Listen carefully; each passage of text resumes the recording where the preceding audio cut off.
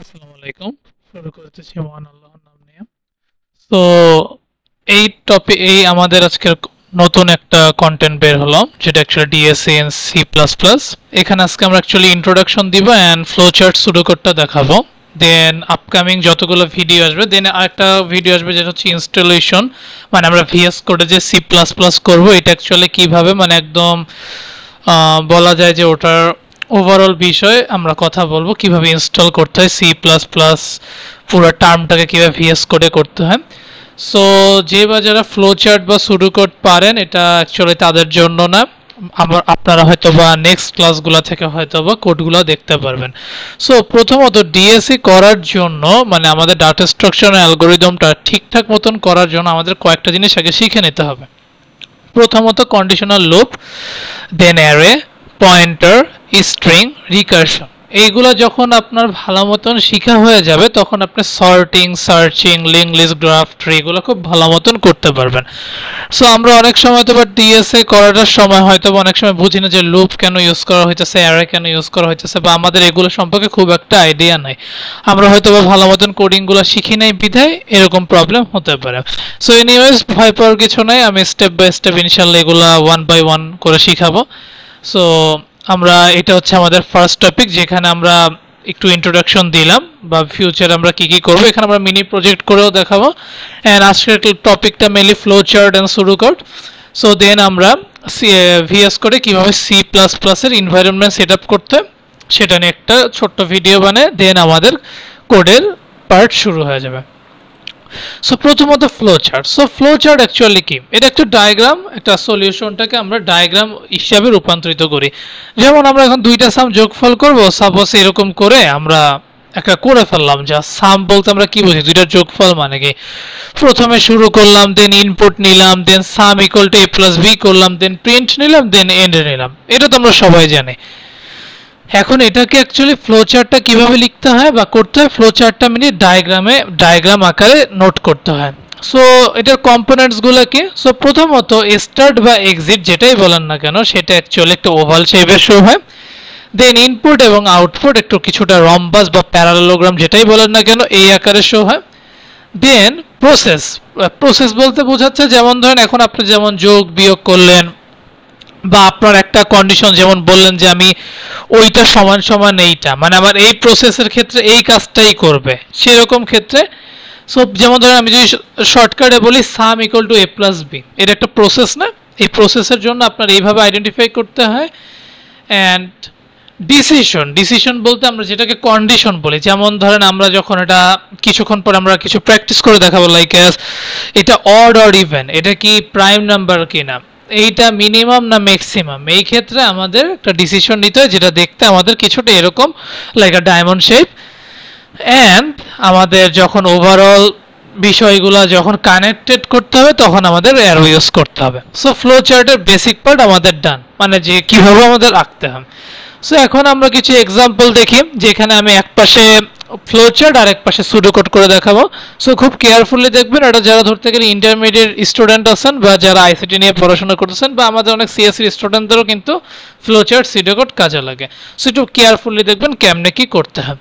So এটা হয়তো সবারই পারার কথা, সাম অফ টু নাম্বার। সো সবার আগে আমরা স্টার্ট নিব, অবভিয়াসলি স্টার্ট বাটন, স্টার্ট তো করতেই হবে।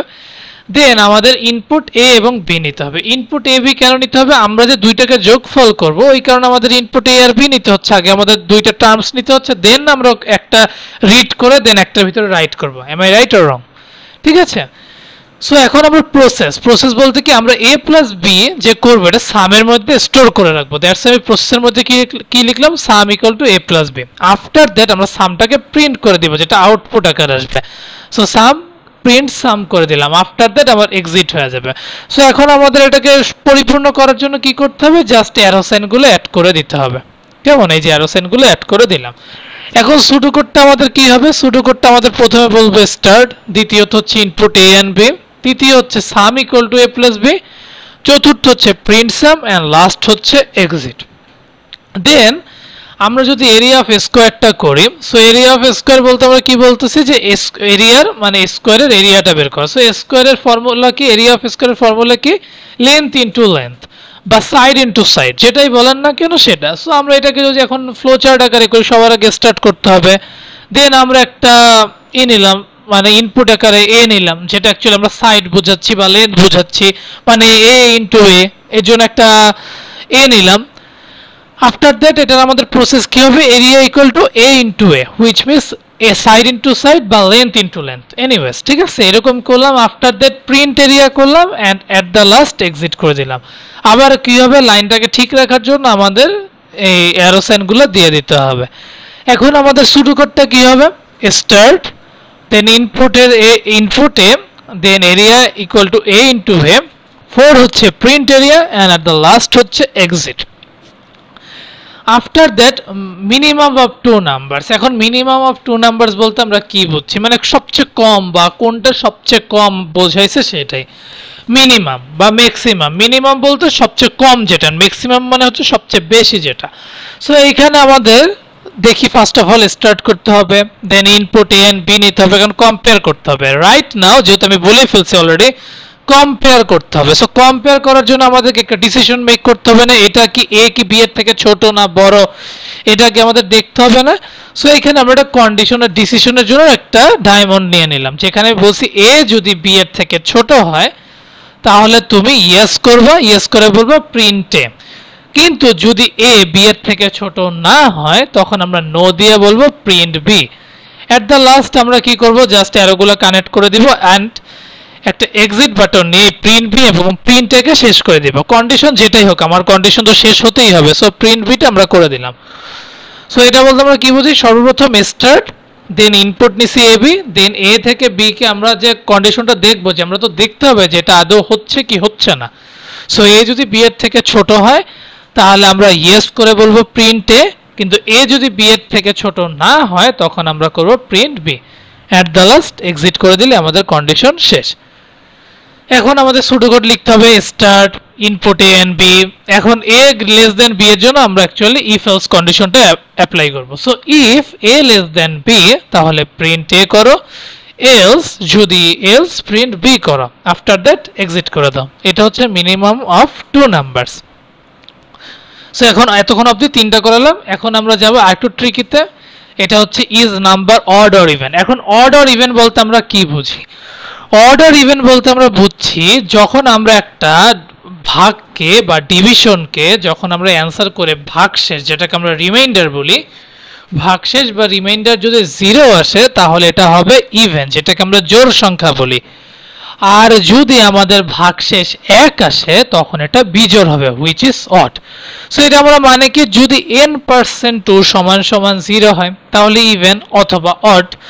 ঠিক আছে, এখন আমরা এই কন্ডিশনটা অ্যাপ্লাই করি। সো সর্বপ্রথম স্টার্ট, দেন ইনপুট n, ওকে, দেন আমরা একটা কন্ডিশন অ্যাপ্লাই করব, যদি n% 2 মানে আমার ভাগশেষ যদি সমান সমান 0 আসে, যদি কন্ডিশন ট্রু হয় তাহলে এটা প্রিন্ট ইভেন, আর কন্ডিশন যদি মিথ্যা হয় তাহলে প্রিন্ট ডট। এরপর আমরা জাস্ট কানেক্টেড করে দিব, দেন এক্সিট করে দিব। এক্সিট করে দিয়ে কেউ প্রিন্ট ইভেন কেউ এক্সিটের সাথে অ্যাড করে দিব, প্রিন্ট ডট কেও অ্যাড করে দিব। এটা এখন আমাদের কন্ডিশন অনুযায়ী বুঝতে হবে যে আমাদের কি টার্মস চাইছে, আমরা কিভাবে করতেছি এই অনুযায়ী। আফটার দ্যাট আমরা কি করব, start input n, if n%2 = 0 তাহলে আমরা কি করব, প্রিন্ট ইভেন অথবা প্রিন্ট ডট, দেন এক্সিট করে দিব। এটা হচ্ছে নাম্বার অড অর ইভেন। এখন আমরা আরেকটু মোটামুটি টার্মসে যাই। সো এটা অ্যাকচুয়ালি আমি দেখাচ্ছি এটা কিভাবে আসছে। সো প্রথমত আমরা sum of numbers from 1 to n করতেছি।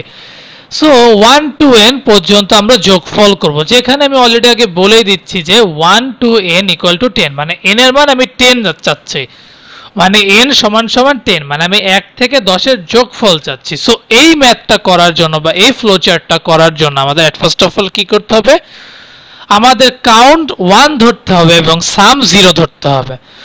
কাউন্ট 1 এবং সাম 0 ধরে আমার এটা আগাইতে হবে। সো কাউন্ট যদি 1 হয় সাম হবে 0 + 1, মানে সাম তো আগে থেকে 0 থাকবে। সো কাউন্ট যেহেতু 1, সেই 1টাকে সামের সাথে যোগ করলেই আমার যে রেজাল্ট আসবে সেটা থাকবে। দেন আবার কি হবে, কাউন্ট 2 হবে, তো আগে সামের যে রেজাল্ট ছিল তার সাথে 2 যোগ হবে।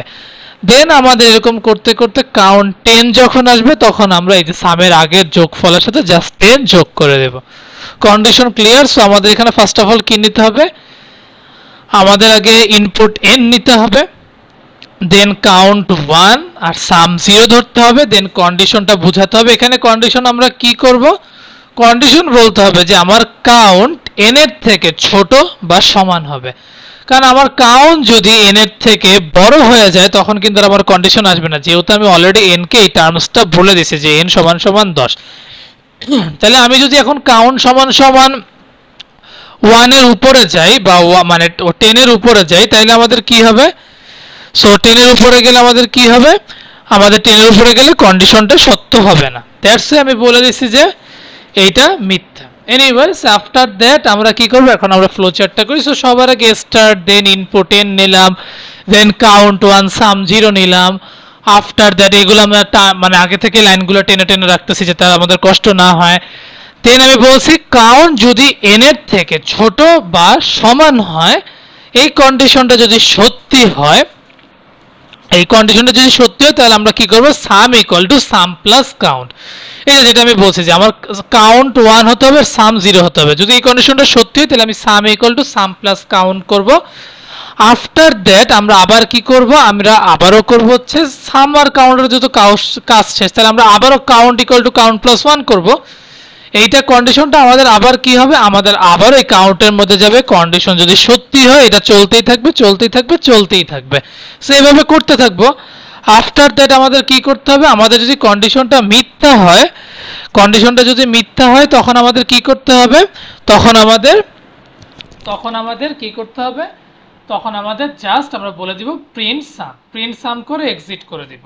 সো এইভাবে আমাদের কাজ করতে হবে। এখন আমরা যদি ফ্লো চার্ট লিখি, সরি আমরা যদি সিডো কোড লিখি, তো সর্বপ্রথম start, then input n, then count equal to 1 sum equal to 0, then while count, আমার ওয়াইল লুপ ফলো করতেছি, যদি কাউন্ট আমার n এর থেকে ছোট বা সমান হয় তাহলে আমরা sum equal to sum plus count অথবা count equal to count plus 1 করব। আফটার দ্যাট আমরা প্রিন্ট সাম করে দেবো এন্ড এক্সিট করে দেব। আপনারা 1 মিনিট টাইম দিলাম, এটা একটু ভালো করে দেখেন। দেন আমরা আরেকটা টার্মে যাচ্ছি যেটা হচ্ছে প্রাইম নাম্বার হবে কি হবে না। জাস্ট 1 মিনিট টাইম দিলাম।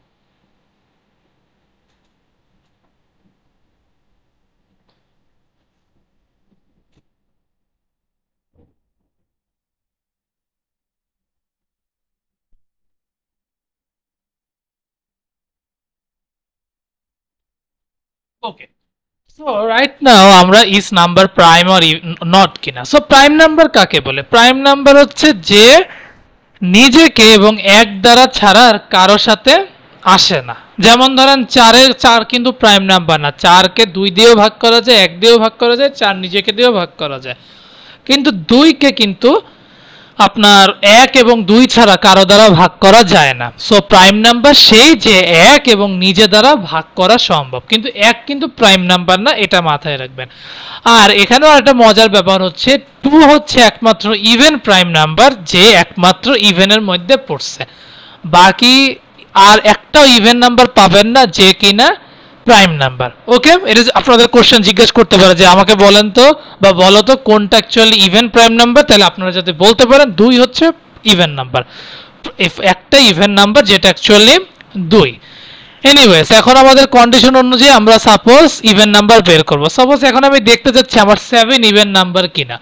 সো 7 ইভেন নাম্বার কিনা তাই দেখে আমার 2 থেকে শুরু করতে হবে এবং 6 এ যে থামতে হবে। কেন, আমি 7 পর্যন্ত দেখতে চাচ্ছি আমার 7টি ইভেন নাম্বার, সরি আমার 7টা প্রাইম নাম্বার কিনা, তাই দেখে 2 থেকে n-1 পর্যন্ত আমার চেক করতে হবে আমার কন্ডিশনটা আদৌ ট্রু অর ফলস। আমরা যদি 9 অবধি হইতো তাহলে আমি 2 থেকে n-1 মানে 8 পর্যন্ত দেখতাম। সো এভাবে আমার কন্ডিশন চেক হতে হবে, যেটা আমি বলেছি 2 to n-1।